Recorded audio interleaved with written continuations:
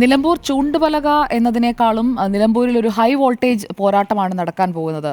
ഒരു സെമി ഫൈനലിന്റെ എല്ലാ ആവേശവും ഉണ്ടാകും, അല്ലെങ്കിൽ സംതിങ് ലൈക്ക് എ ഫൈനൽ അങ്ങനെ ഉണ്ടാകാം. അങ്ങനെ ഒരു നമ്മൾ ഉദ്ദേശിക്കുന്ന രീതിയിലുള്ള ഒരു ക്ലൈമാക്സ് ഉണ്ടാകണമെന്നുമില്ല. അതായത് UDF-ന് പെട്ടെന്ന് ജയിച്ചു കയറാം, PV അൻവർ കൂടെ ഉണ്ടെങ്കിൽ പെട്ടെന്ന് ജയിച്ചു കയറാം എന്ന ഒരു രീതി അവിടെ ഉണ്ടാകുമെന്ന് ഞാൻ കരുതുന്നില്ല. കാരണം ഇടതുപക്ഷം വലിയ ഒരു പ്രസ്റ്റീജ് പോരാട്ടമായിട്ടാണ് കാണുന്നത്. കാരണം PV അൻവർ MLA സ്ഥാനം ഒഴിഞ്ഞത് എങ്ങനെയാണ്? മുഖ്യമന്ത്രി പിണറായി വിജയനെ വെല്ലുവിളിച്ചുകൊണ്ടാണ് PV അൻവർ MLA സ്ഥാനം ഒഴിഞ്ഞത്.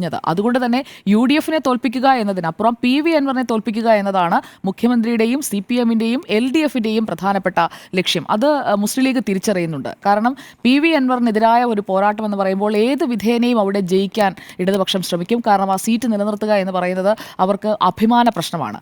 അങ്ങനെയുള്ള ഒരു അഭിമാന പ്രശ്നം പാലക്കാട്ടോ അല്ലെങ്കിൽ ചേലക്കരയിൽ അവരുടെ സിറ്റിംഗ് സീറ്റാണ്, നിലനിർത്താൻ കഴിയുമെന്ന് അവർക്കറിയാം. ഭൂരിപക്ഷം കുറഞ്ഞാലും അത് അവർ നിലനിർത്തും. പക്ഷേ പാലക്കാട്ട് ജയിക്കാൻ കഴിയുമെന്നൊന്നും CPIM പ്രതീക്ഷിച്ചിട്ടുമില്ല.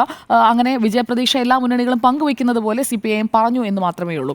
പക്ഷേ ഇവിടെ അങ്ങനെയല്ല. നിലമ്പൂരിനെ നമുക്ക് പാലക്കാടുമായിട്ട് ഒരു തരത്തിലും താരതമ്യപ്പെടുത്താൻ കഴിയില്ല. പാലക്കാട് പോലെ ആകില്ല നിലമ്പൂർ. പ്രത്യേകിച്ചും വലിയൊരു തെരഞ്ഞെടുപ്പ്, അടുത്ത അധികാരം നിലനിർത്താൻ സാധിക്കുമെന്ന് ഇടതുപക്ഷം കരുതുന്ന നിയമസഭാ തെരഞ്ഞെടുപ്പ് തൊട്ടടുത്ത വർഷം, ഒരു വർഷം തികച്ചില്ല, 11 മാസം കഴിയുമ്പോൾ അടുത്ത തെരഞ്ഞെടുപ്പാണ്. 2026 മാർച്ച് അവസാനം അല്ലെങ്കിൽ ഏപ്രിൽ ആദ്യവാരത്തിൽ നിയമസഭാ തെരഞ്ഞെടുപ്പ് നടക്കും.